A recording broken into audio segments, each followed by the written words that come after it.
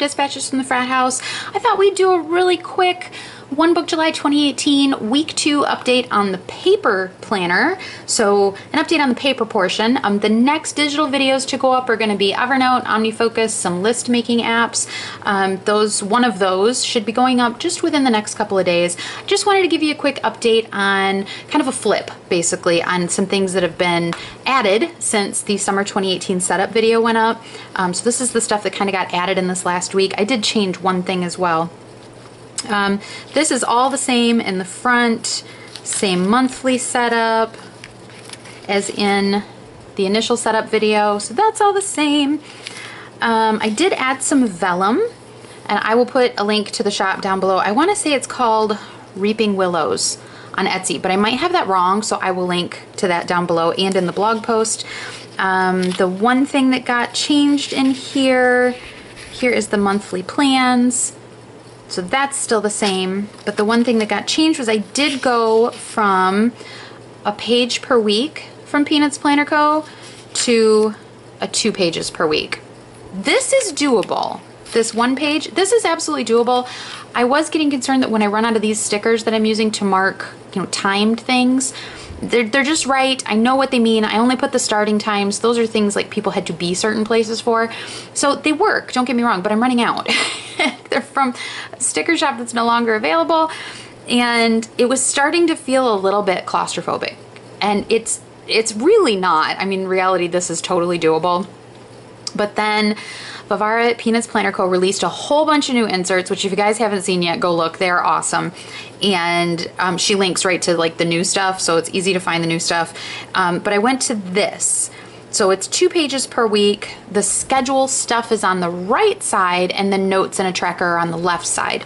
I am still using the tracker in the same way. It's more of like a task list to, what days did I work on what projects and what days did I do what tasks and what days I completed those things. That's still being used the same. The note section is the same. It is a little different having the schedule on this side. I know somebody on Instagram said, gosh, I don't know if I could get used to that being kind of flip-flopped. So far, I really like it because I'm right-handed. I kind of like having it on the right-hand side of the rings, but I don't have any problem writing over here either. I tend to just kind of lift this up a bit. If the rings are bothering me, I just kind of lift up and write, and that's part of what this GlitterDash from Chippy Plans is really good for, because it's firm enough. I can just kind of grab this and pop it up, write real quick, and move on. So if I'm sitting in otherwise I just write normally, but if I'm sitting in a funny angle or, it's not feeling right for whatever reason, I just kind of pop all this up, and that is hard enough to kind of give that some support. So that is one big change I made. These I'm using as timed blocks. I didn't do that for next week. Next week I just kind of listed everything out color-coded. But the last 2 weeks, this is what I've been doing. Actually, this one I went and kind of backfilled so I could kind of give it a test run. And then, so these I'm treating the squares as like 8 a.m., 9, 10, 11, 12, noon, 1, 2, 3, kind of on through the day. So I could just block out who had to be where, when. And then this is the same, and then this is the same. So that was a big change that I made. So I have a couple of those in there going forward. That is another print from that Etsy shop. I discovered that the reason I put these in here is because I just had this blank page, and the reason I had the blank page is this is the end of my weekly portion. So this is weekly. I realized going from planning and traveler's notebooks back to rings, something's been bugging me for a really long time, and I couldn't figure out what it was. And it was because I got used to having inserts where you have a front cover and a back cover on an insert. So when I'm going from one section to the next, like this is going from the weekly to the daily in my planner, that it bothered me to not have a back cover on that weekly portion, or this is in my weekly portion, my to buy. So this is the end of the weekly, and then the to buy portion, which is just the same as it was in my setup video, just messy scribbles, what we need to buy. And then I put a shopping list cover on that, and then a piece of vellum, because that kind of ends that section before the start of this section. It was bugging me to have like the very back of just the inserts like this, because that's how I would have it before. I would have just had this insert and then the beginning of the next section. This section not having a back cover was bugging me. So I printed some back covers. I want to say these are from JeseniaPrintables on Etsy. These covers, again, I will link it down below. I love those. I got that idea from Legalized Glitter on Etsy from Monique. The dailies for the week, we can flip through this last week's dailies. So since like obviously nothing on the 4th, so here's what the dailies have been looking like. Pretty basic blocks of color for appointment things or scheduled things.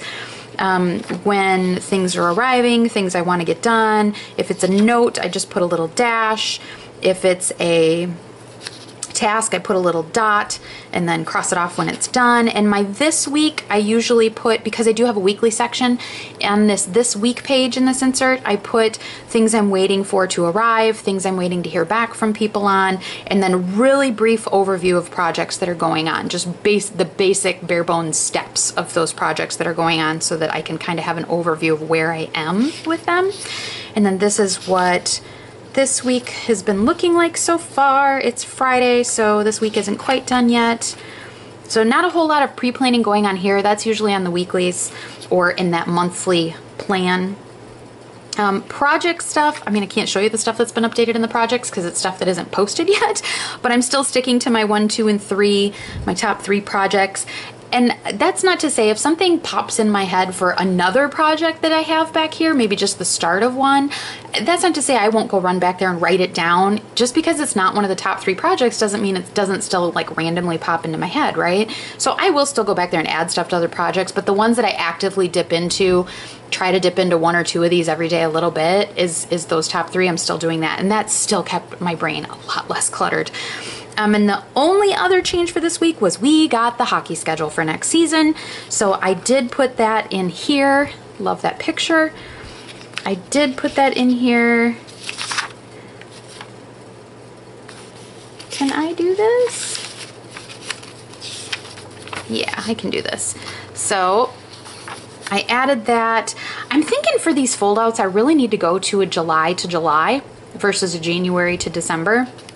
I need to go to more of an academic style because the hockey schedule is basically the same as the school schedule. You know, they both start in the fall, they both end in the spring. That means I could get a whole school year and a whole hockey schedule on one pullout. So I put on here through the end of the year. I do have the schedule for the whole season, but I only have a pullout for this year. So over Christmas break next year is when I will, you know, go through the 2019 one and fill everything out. So that got added. And that is pretty much it, everybody. Everything else is exactly the same as it was in the setup video. I don't feel the need to change anything. I'm really happy with everything being in here. I'm still happy having my journaling separate from this.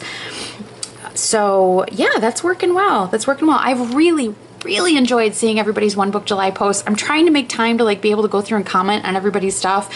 So far that's not working so well. I see a lot of it.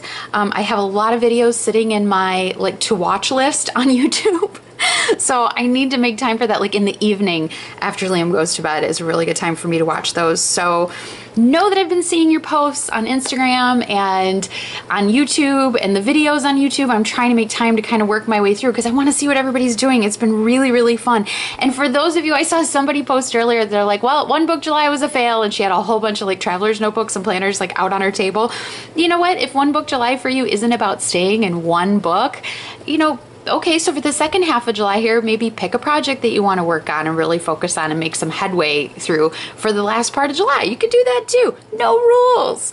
So thank you all for watching. Just this quick little brief update, and the next probably video or 2 will be digital stuff. So we've got Evernote, OmniFocus, and some list making apps to go through. Thank you all for your suggestions for list making apps. Keep them coming. If there are digital planning apps that you want to see, I mean, I can do it on a Mac, I can do it on an iPhone.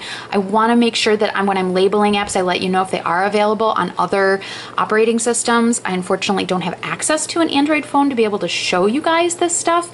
But I tried to list in that most used planning apps video, I wanted to include in there, you know, what is available on more than one platform. So keep your suggestions coming. If you want to send them to me on Instagram, you can send them to my inbox. I'm just at Carrie Harling. You can comment on any of the One Book July 2018 videos that I've posted here on YouTube. That's fine as well. And keep them coming because I'm having fun looking at apps. Thank you all so much. I'll talk to you soon. Bye-bye.